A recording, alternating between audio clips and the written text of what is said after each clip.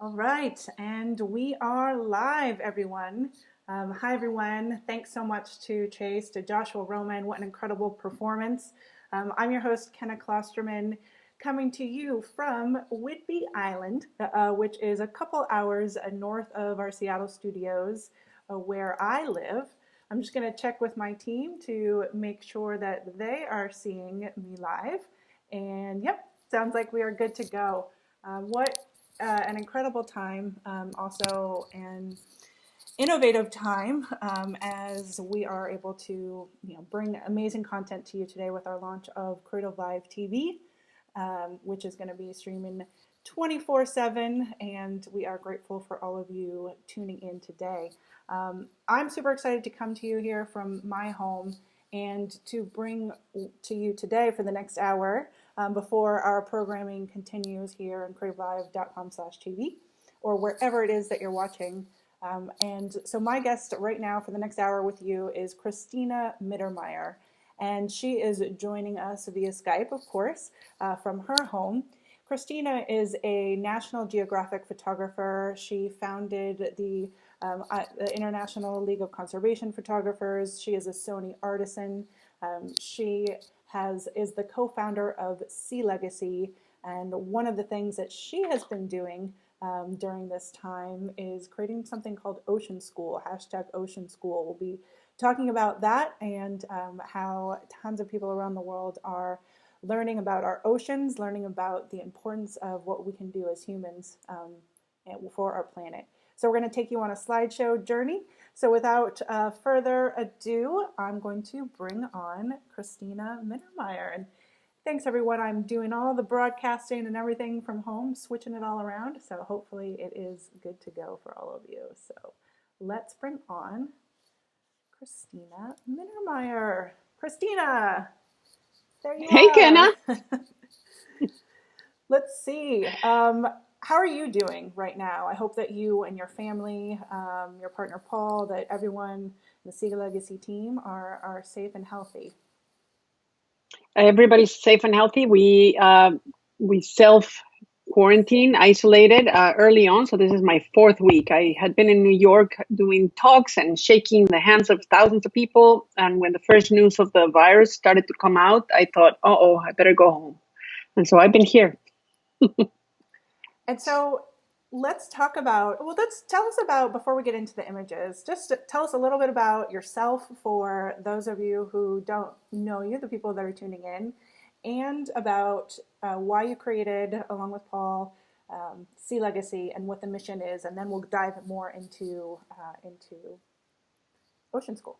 Sure. I'm a Mexican marine biologist, first and foremost, and I studied fisheries and aquaculture in university. And early on in my life, I learned just how unsustainable the way it is that we treat the ocean.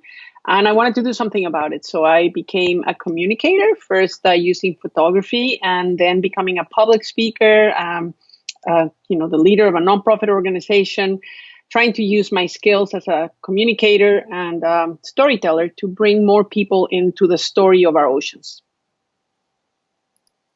And you do that so well. I had the pleasure of having you on our podcast, We Are Photographers, and you took us into the depths of the oceans and far remote places everywhere.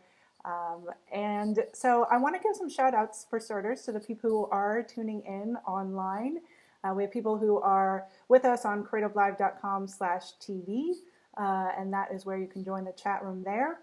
We also have people watching on YouTube on your Facebook page, Christina. Oh, And so we've great. got hi from London from Paula. We have Ashkay, who is tuning in from India, saying India is closed. We have Fernando tuning in from Spain and Mark from Florida. So we're thinking about all of you everywhere, wherever you are at home. And one of the things, Christina, one of the reasons why we wanted to bring you on today is that the natural world out there is what is bringing me so much calm. And so how are you reconnecting? I mean, the oceans and the world and the natural world is sort of your life in general, but how are you connecting with nature in this time? I'm reconnecting with my backyard, really, because I spend so much time outdoors for my work.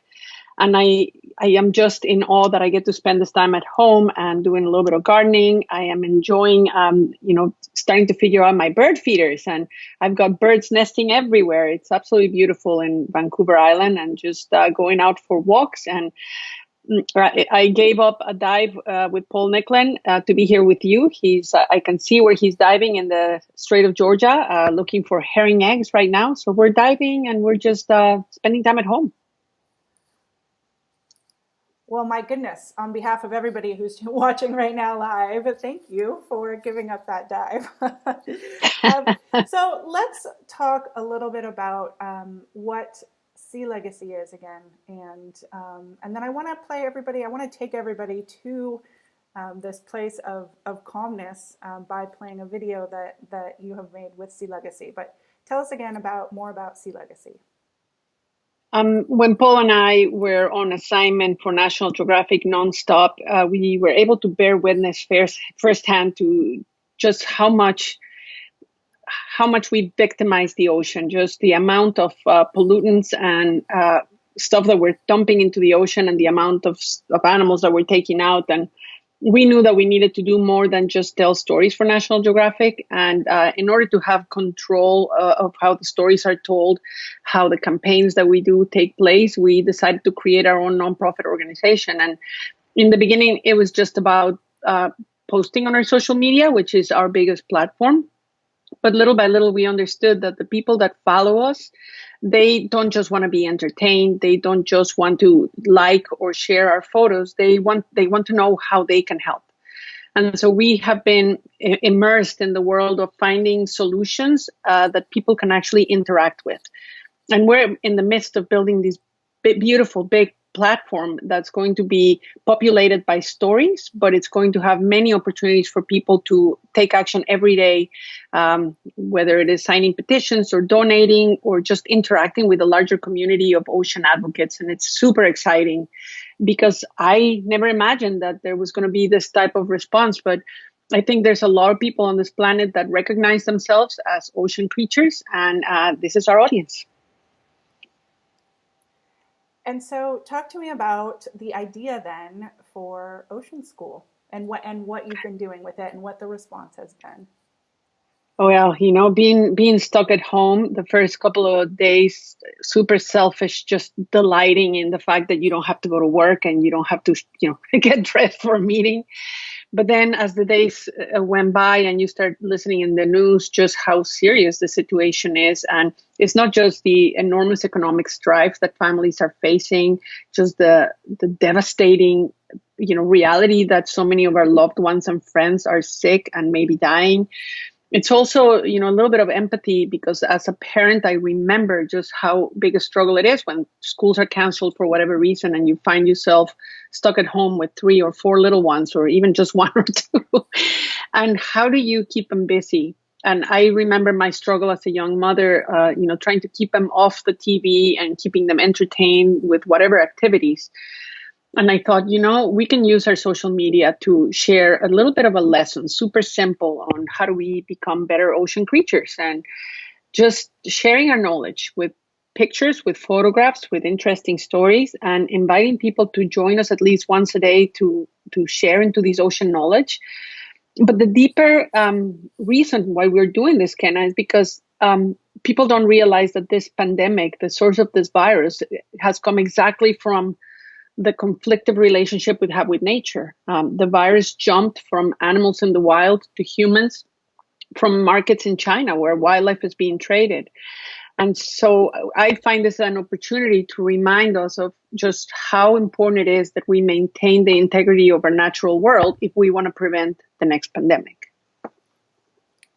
Christina, thank you. I think that's an incredibly important point, and what all of us are trying to learn and understand what is going on with the pandemic, understand the science, understand what it means for us and our families. So there's just so many different things to pay attention to and learn about. And what I think you bring up such an amazing point again, and part of one of the things I read is about how, Ocean School is not just about the facts, but also about finding ways to be better humans during these difficult times, something that you wrote on one of your posts. And so part of that and part of your mission overall is the way that humans interact with the rest of the planet, specifically oceans. So let's take people on a little journey. We'll give you guys some breathing space for a second in this video that is filmed up in British Columbia. Is that correct? I didn't even ask you where are you joining us from? I am joining you from beautiful Vancouver Island. From this window, I can see the mainland, the mainland of British Columbia, and I'm just north of Nanaimo. So beautiful. Awesome. Okay, so here is a piece for all of you to take a deep breath with us and enjoy some nature.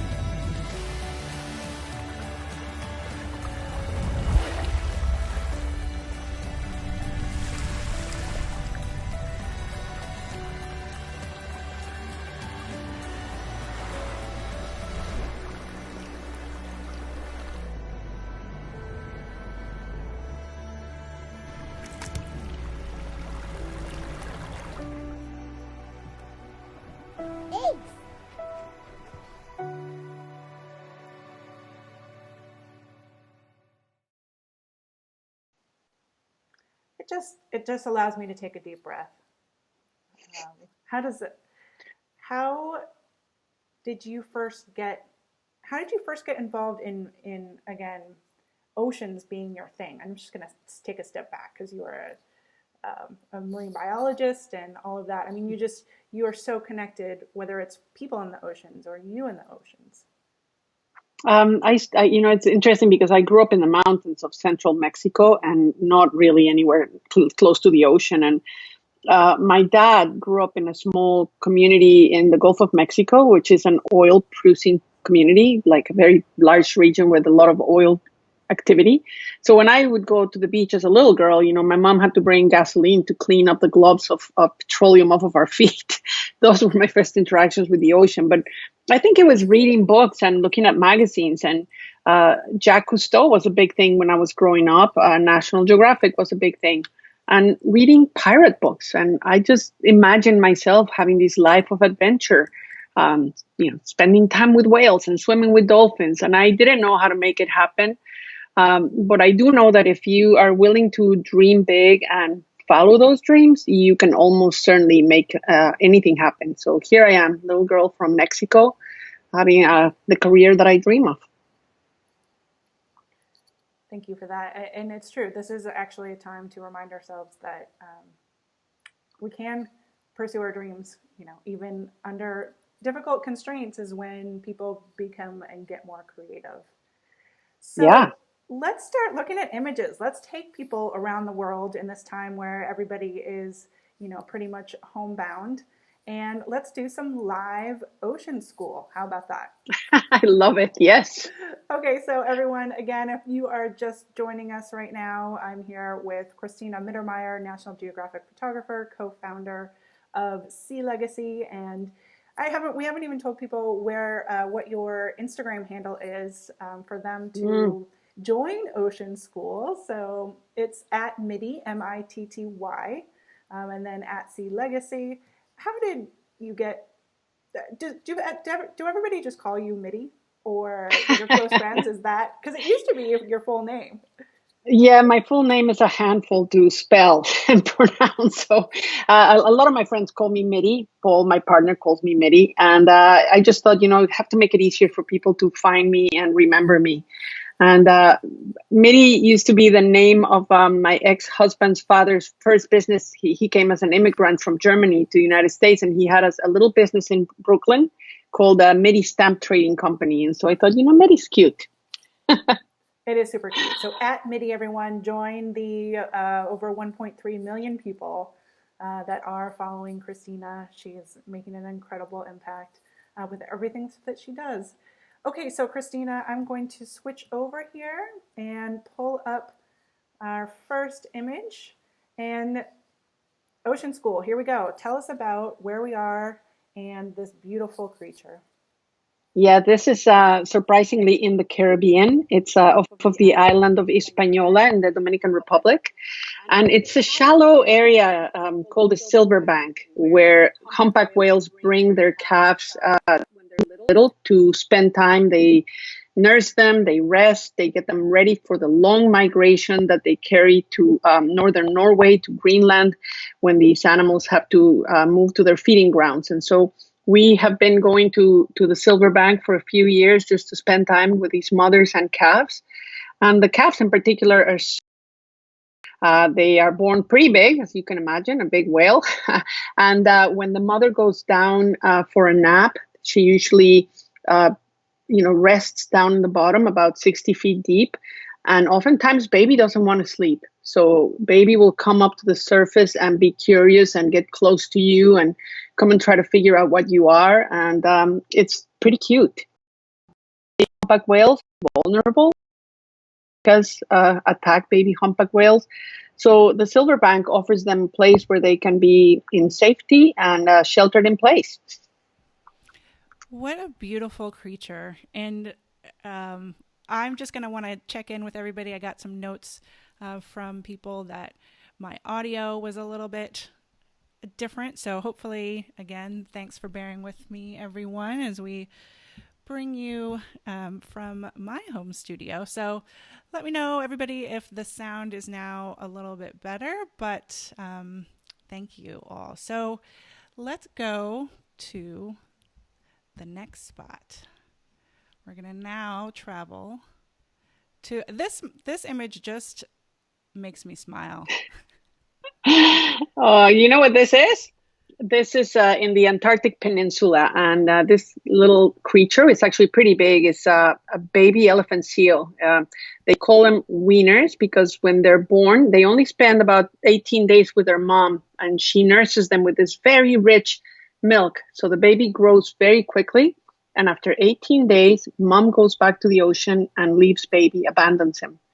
And so these weaners are on the beach and they are still babies, they're lonely. And so they get close to the penguins, they get close to people, they just want to hang out. They don't want to be alone. And, the Antarctic Peninsula is such an important place because it's very productive. It has rich waters that are loaded with krill, which is what a lot of these animals eat. And this is a place where the waters are calm in general, and there's a lot of places for animals to rest. So it's like a giant nursery. You get a lot of baby penguins, a lot of baby elephant seals. It's just an overload of cuteness. It is a serious overload of cuteness. And I want to let everybody know, whether you are tuning in and joining Cristina Mittermeier and I on creativelive.com/TV or on any of the YouTube or Facebook. I have an aggregation of the comments that are coming in. So I'm seeing what you all are saying. I would love to hear if you have any questions for Christina as well as we go through this. Mm-hmm. Any questions about the oceans or what have you. So keep those coming in. We have Anna, who is tuning in from Iceland, and Gina on YouTube, who had said, thank you for speaking out about the truth of the disconnection that humans have with nature. So important right now. All right, so I am going to flip on back over and let's continue going through Ocean School.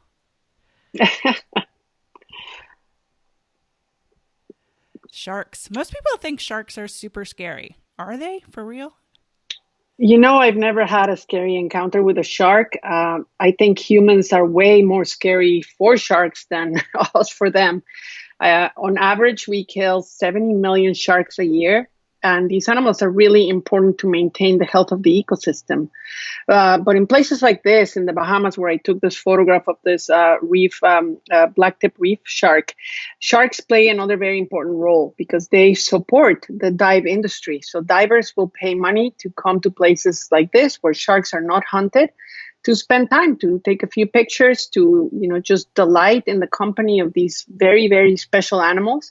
And in the Bahamas, shark diving industry alone brings in close to $120 million a year. So it's a significant amount of money, which should tell us all that keeping sharks alive is far more important from an economic standpoint, not just from a moral and empathetic one, than killing them, really. So we should do everything we can to protect sharks around the world. If we want to have a living ocean, we need to keep sharks alive. It's so interesting that there's so many things out there in the world that we fear as humans, and yet we don't really stop and consider that they should be more fearful of us. And I feel like sharks are certainly one of those creatures. And I think, a question had come in, and I know you speak a lot about this in terms of, I know we had a conversation on the podcast in terms of finding diving sites or places to go swim with whales. So, the question from Jonathan Haber was, what are your thoughts on ecotourism? Is the increase in the numbers of visitors, such as the areas of Antarctica, Galapagos, helping or hurting?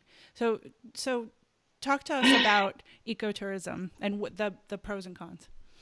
Ecotourism is a double-edged sword because in many places, having this income from tourists is a far better alternative than, surrendering to mining or to industrial fishing or to oil exploration. So bringing in tourists generally is a very good idea. It has to be done carefully. If you don't pay a lot of attention to the regulations, the loopholes, and just the general nature of human beings who are greedy and short-sighted, ecotourism can go around the edge and become a really bad thing. So there's great examples of where it's being done properly. And there's other examples where it started out as a really bad thing and slowly champions and, that are bringing regulation have made it into something better. A lot of people think that we should just leave nature alone. And in an ideal world, I would agree with that. But I think for a lot of communities where there's no other alternative, tourism is a much better choice than any of these other biggest extractive industries. It's just, as consumers, as travelers, it's upon us to make sure that wherever we're going, we are not part of the problem. And so finding those providers that are doing it from a moral and empathetic and caring point of view is the most important thing we can do. Just educate ourselves. Thank you. Yes. Doing your research and finding out who's doing it right and who's not. And really, really doing the research. Okay, so let's go. Let's see where our next image is going to take us for Ocean School. Oh my gosh. Okay. Well, this is one of those, right? This is a baby harp seal, and I photographed this little guy in the Ile de la Madeleine in Quebec, which is a beautiful area. In the early spring, right about this time of year, the mothers come onto the sea ice, so the ocean has frozen over.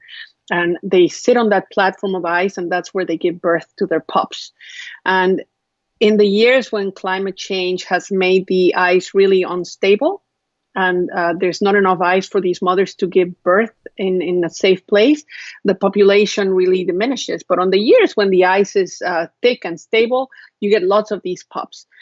Traditionally, in this part of Canada, there's been, it used to be a home industry where the local people would go out and hunt a few of these baby seals to make coats. They use the fur and the meat. And then it became an industrial commercial thing where they would export the fur. And anytime you turn an animal into a commercial international commodity, you can almost guarantee that there's going to be a big, big problem for that creature because there's just too many humans on this planet, and we cannot, there's no aspect of nature that can support industrial or commercial hunting of any creature. And so there's been a lot of controversy around the hunting of these little animals. there's a budding ecotourism industry that's emerging, and some of the old hunters are turning their boats now into ecotourism platforms, and they're taking people to spend time with these babies. And if we choose to go with these operators and support their livelihood with our tourism dollars, we're going to be helping them make a living without having to hunt the seals, which is so sad. The babies are so cute. Babies everywhere are so cute. So cute. So cute. And these hunts are always so controversial, you know? Yeah. So let's take a pause and tell me about what you have been hearing from people as you've been putting more information out there about the oceans, what the response has been.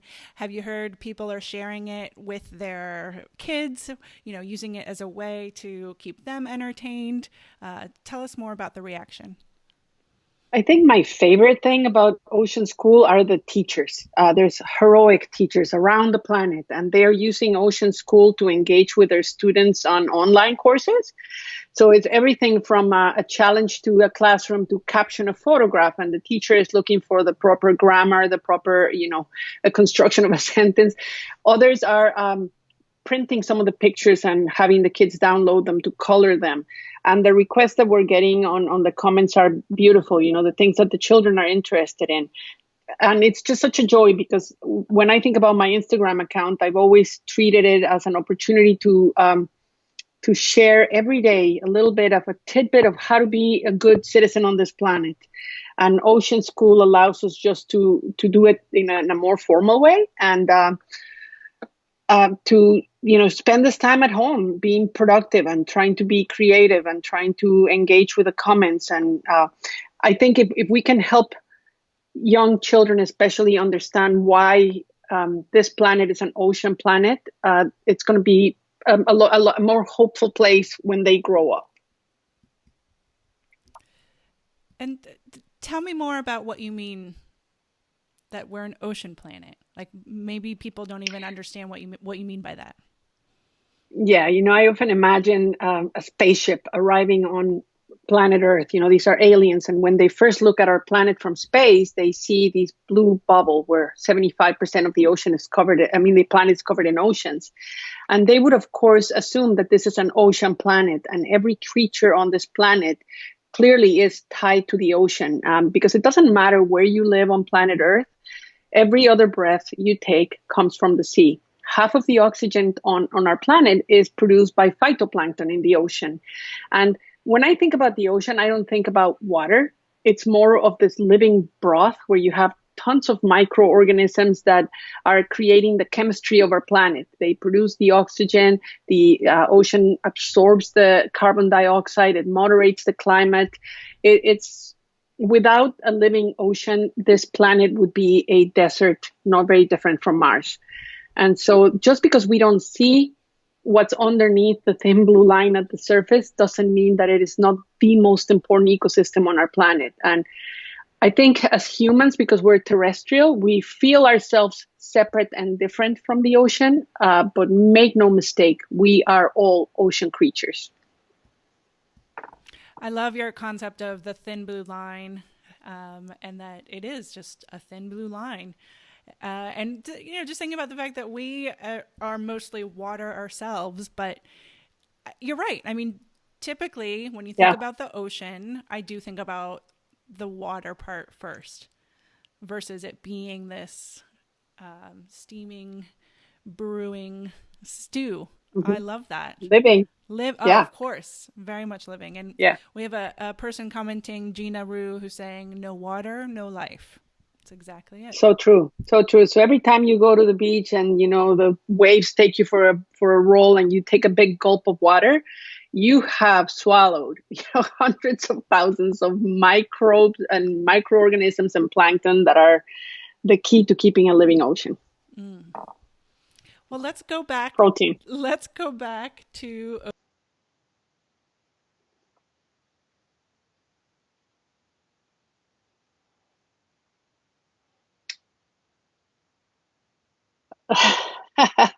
Well, this is right here. This is in front of my house, and this is a sea lion, a California sea lion.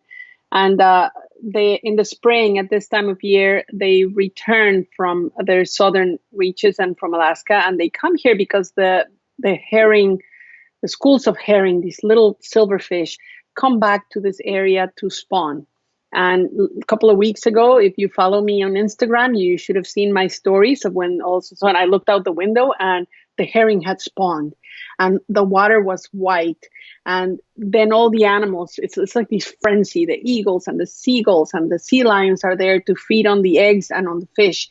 And that's why Paul is diving out there today, because these little eggs that were fertilized a couple of weeks ago are going to hatch into tiny little fish any day now. And we want to be there with our cameras. And the sea lion here, if you look underneath, there's all these little green urchins. And that is a sign of an ecosystem that's out of balance. We used to have incredibly beautiful kelp forest all up and down the British Columbia coast. But with a change in chemistry, the change in the predator composition, the change in temperatures, you get species like these green urchin that overpopulate, and they basically have devoured the kelp forest. So if we can find ways to bring balance back to these ecosystems, that's the only way that we can guarantee the health of our planet and the health of humanity. How do you go about learning all of these?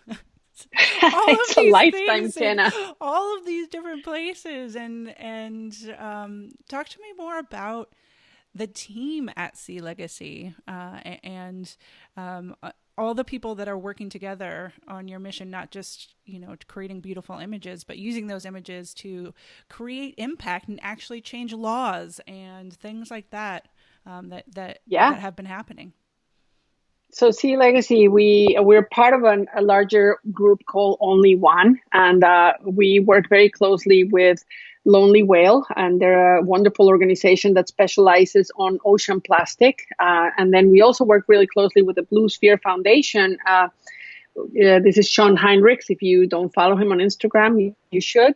And Sean's career has been dedicated to trying to stop the illegal wildlife trade.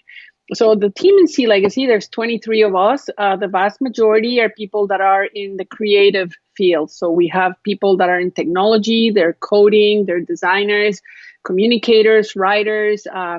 We have a photo editor. We have 3 video editors. Everybody thinks that we're all marine biologists, but no, there's only 3 marine biologists in our team. And Candace, who is our lead, she manages all our relationships with other conservation organizations. She is the tentacles that we have out there in the conservation community to feel out where we can have an impact with our stories. And it's all about finding stories that are going to create an emotional connection, that are going to bring people into an issue, and then giving those people the opportunity to participate, and then showing them that together we can make a huge impact.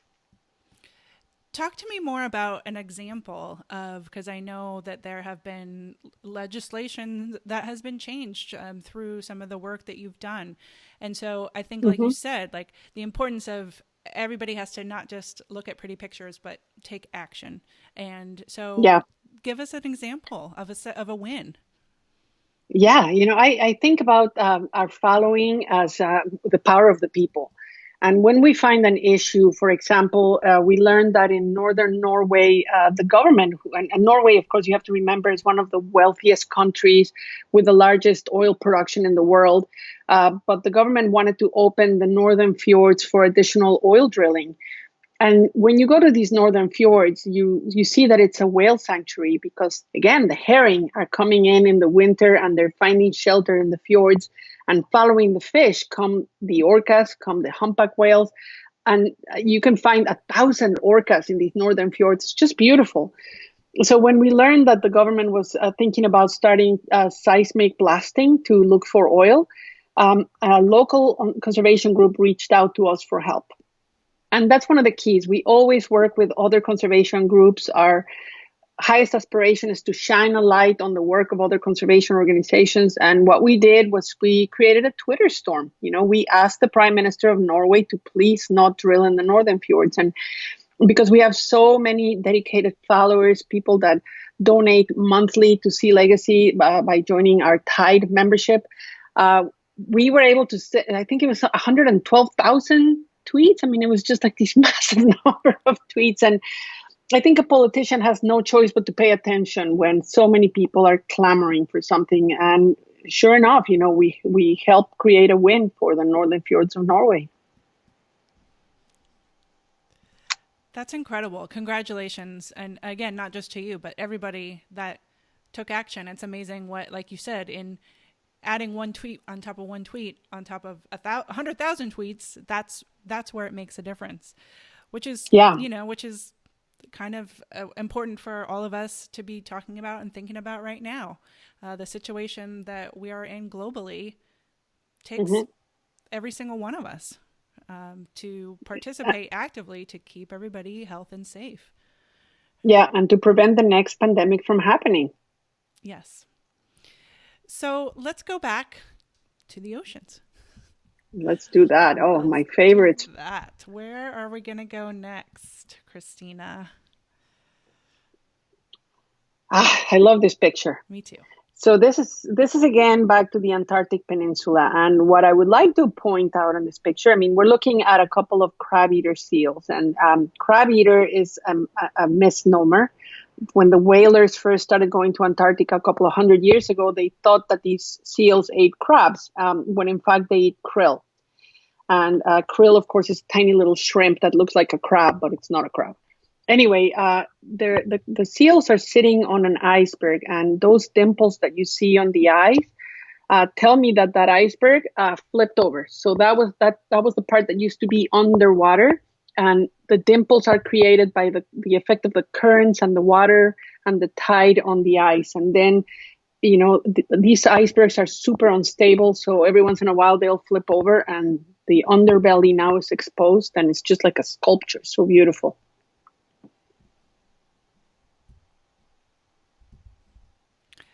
It is like a sculpture, and it is truly beautiful. What are individuals able to do if the oceans is something that they are very concerned about, and they want to use their own imagery or create stories or what have you? Like, what do you recommend that people out there do and work on, and how do they go about feeling like they can make a difference? Take, for example, Antarctica. This year is a very important year because there's proposals to create new marine protected areas around the Antarctic. And it's surprising because we all imagine that this remote continent of ice is protected and the land part is, but the ocean part around it, barely protected. So we are helping a number of other organizations galvanize action to actually create these marine protected areas. And where I need everybody's help is when we come out with our campaign in a few weeks, and when I ask you to tweet to a certain representative, the voting committee for these marine protected areas, just take a couple of seconds and add your name, add your signature, take a moment to share and follow what we're doing, because you could have a huge impact in creating the largest act of conservation in human history. If we can create these 3 marine protected areas, it would be such a hopeful moment for our planet, and you can be a part of it. And so where do people make sure that they're following to make sure that they're involved in that? It's a great question, Kenna. So please follow us on SeaLegacy. In the next few weeks, we're going to make a big announcement. We have something really big coming up. We're hoping that our entire following is going to join us in this new platform that we're going to be announcing and creating. It's one of the most exciting things that I've ever been a part of. And I can't wait to show you. So please keep following us at SeaLegacy, and you're going to be part of history. Well, that's pretty impressive, Christina. If you're saying now this is the thing that you're the most excited about with everything. I'm telling you, so excited. With everything that you've already done on behalf of, so many of us and on behalf of the planet. Let's keep going. I'm going to switch back over to some more images and see where we go next. Let's pause as well as you talk about this image, but talk about this concept of the split underwater, overwater photography. Yes, let's talk about the creative aspects of photography. I remember seeing my first ever split photograph by one of my huge idols, David Duvalier, and he's the master of the split. And for me, there's this voyeuristic aspect of it. You know, I want to know if you're not a diver, you're looking out at the ocean and you're wondering what's below. And that's what I want to reveal with the split photograph. So the technique is really difficult. You need a very large dome. You need to keep your dome very clean. You can see on the left side right there where the mountain meets the sky that there's a water slip, you know. It's very difficult to get a clean image. And if you're a photographer, you need to think about the difference in exposure. So there's daylight above, and underneath it's pretty green, dark water. So you need to illuminate the bottom, the part that's submerged, with strobes. And light, of course, travels very differently through water than it does through air. So you're having to navigate a lot of variables when you make a photograph like this. The most difficult aspect of it is you want the stuff that's on top of the surface to be in focus, as well as the part that's below. And that requires that you have a pretty big sensor on your camera so that you can push your ISO, so that you can have a larger f-stop, f16 at the very least. So it's complicated to do, but I've learned a lot. I've made so many mistakes. I have so many failed examples of split photography, but I'm getting better at it. And I love it when I can show something like this, you know. So from the boat, I could see this egg yolk jellyfish, and all I could see was, you know, these blob of white floating underneath. I jumped in the water and the current was carrying it, and I could see all its tentacles. The current was going fast, and I had to really kick hard to stay with it. But I just think it's beautiful when you can show the details of an animal like this that we don't normally see or recognize as something big and important and majestic. Well, that's what I think is so amazing about it. The split images that you get this additional layer of perspective that just kind of takes you into another place. I want to give a shout out to Jonathan, who is watching on YouTube right now, and says, before this conversation, I was deciding what kind of vacation to take next, nature or history, museum, and art. And he says, I think you just helped me decide. So awesome. Awesome. One person at a time, right? Nature every time. Yes. Nature every time. Nature every time. Okay, I want to get in. If you're just joining us now, by the way, I'm your host, Kenna Klosterman, here, one of the hosts on Creative Live. I'm here with Cristina Mittermeier. We have our full day right now where we have just launched what we are calling Creative Live TV. And this is, think about what you're seeing everybody doing really all over the globe. People are coming to you online, streaming from their living rooms, from their homes, from their kitchens, as we're all in this together, trying to help entertain and try to help educate people during this time. And so we here at Creative Live are broadcasting live to you, not just today, although today we are live from 10 a.m. to 10 p.m. I'm giving Chase Jarvis a lunch break as most of the broadcasts are going with him. So now I'm coming to you from my home with National Geographic photographer Cristina Mittermeier, co-founder of SeaLegacy, Sony Artisan, and so much more. But you can be watching us again here on creativelive.com/TV. You can look below and see what the schedule is for the rest of the day as well. And so check that out. So let's come back to Ocean School, and where are we going to go next? Before I talk to you about this photograph, Ken, I want to thank you because both you and Chase have been such big champions of my photography and the conservation work that I've done, not just with SeaLegacy. And I want to thank you that you allow me to come to your audience with my stories. It's such a big boost, and I love being part of this community. Oh, well, we appreciate you. And gosh, I mean, I remember meeting you. It's been many years now when we did a special Sony week as part of Creative Live. And I mean, you've been with Sony 12 from years. the beginning. Yes. And I love Sony. They're my family. Exactly. Well, you are our family too. Well, let me tell you about this picture. This is a polar bear, and I photographed this particular one in Russia. in Franz Josef Land, really remote, icy northern scapes where polar bears, for the most part, roam free. And, I think polar bears are one of those iconic animals that we all love. And more, we're all becoming concerned as the Arctic is becoming devoid of sea ice in the summer months. It becomes really hard for polar bears to hunt. And the thing that struck me the most about this pandemic and the fact that humans are sheltered at home, and so there's not so much travel and no industry, and it's that the emissions around the planet have really taken a dip, and animals are coming back everywhere. It feels like nature is getting a reprieve from humanity. And I just want all of us to reflect a little bit on the opportunity we have in front of us for how we're going to emerge after we are released from this quarantine and go back to our regular lives, to be gentler, kinder, to have nature more at the forefront of every decision we make. Because I don't think we're going to ever get another opportunity like this to demand from our legislators, the legislatures, that nature is protected. It is a planet out of balance that has allowed a virus to jump from animals to humans to create this pandemic. And the only way we can restore balance to nature is by protecting it. Amen, Christina. I want to also play a video for people. So one of the things that people are doing right now at home who might be photographers is I'm hearing a lot of people spend some time going through past images, right? Something that most of us who are photographers often feel behind on.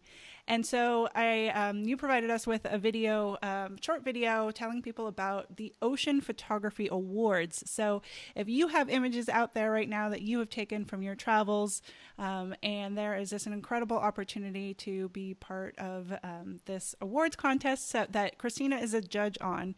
So let me play the video, and then we can talk a little bit more about it.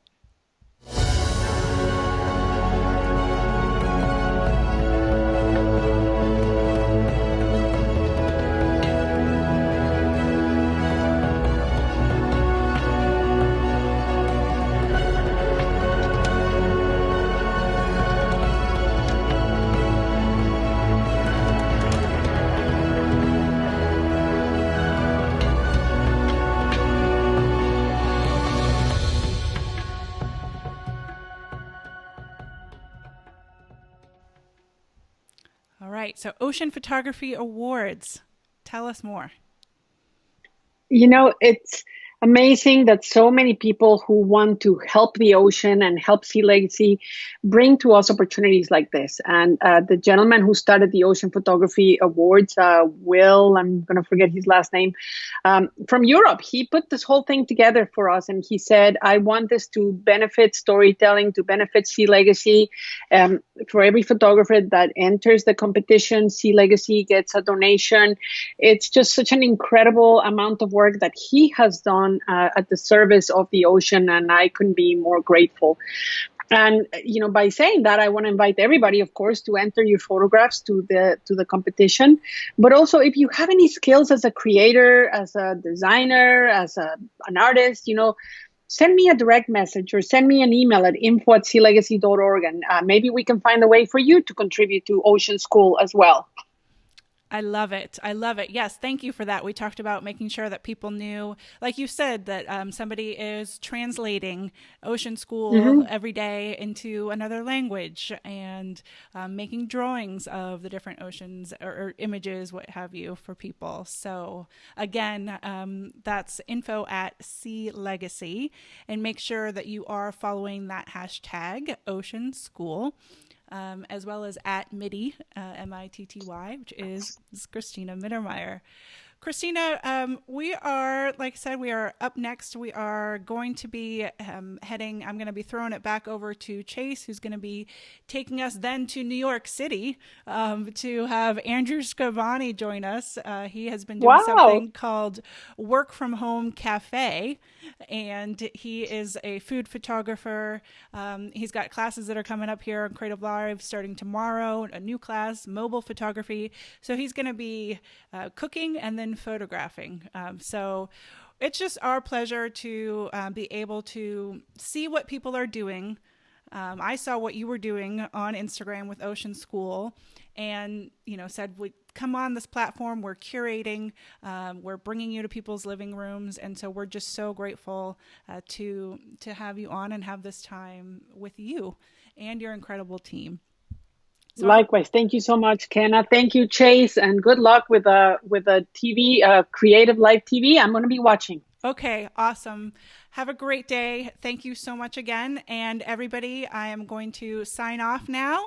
You'll probably see a little commercial roll, and then we'll be back to you live with Chase Jarvis, and we'll see you shortly then. Thank you so much for tuning in, everyone. Bye, Christina. Thank you. Bye, Kenna.